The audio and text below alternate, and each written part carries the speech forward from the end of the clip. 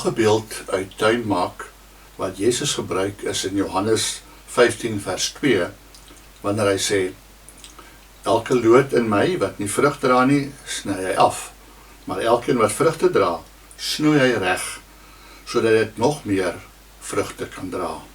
In Japan is snoeiwerk nogal 'n groot kuns.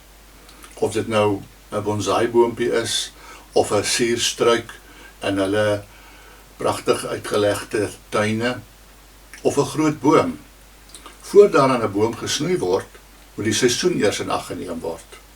En as die tyd reg is, word die boom met die uiterste sorg gesnoei. Elke takkie en elke blaartjie word sorgvuldig geweeg en bekyk binne die geheel.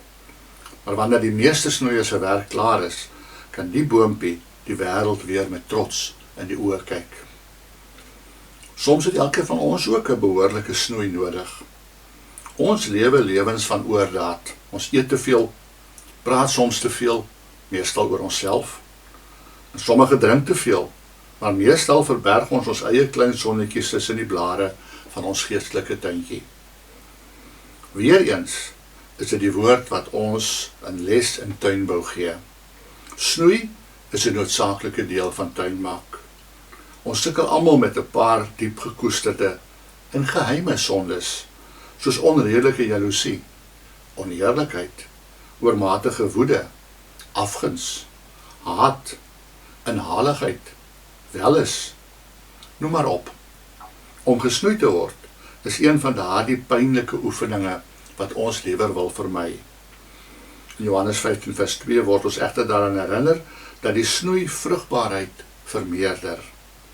Elke loot in my wat nie vrugte dra nie, sny hy af, maar elkeen wat vrugte dra, snoei hy reg, sodat dit nog meer vrugte kan dra. Dit klink na 'n harde uitspraak, maar dit gaan gepaard met God se trou. As die meeste snoeier, sny God met wysheid en insig, omdat hy weet waarvan ons gemaak is en waartoe ons in staat is. Hy snoei ons met die oog op 'n baie meer vrugbare lewe. Moet dus nie wegskram vir die snoeisker nie. Wees eerder dankbaar daarvoor. Kom ons bid saam. Here, maak my 'n snoeibare boom.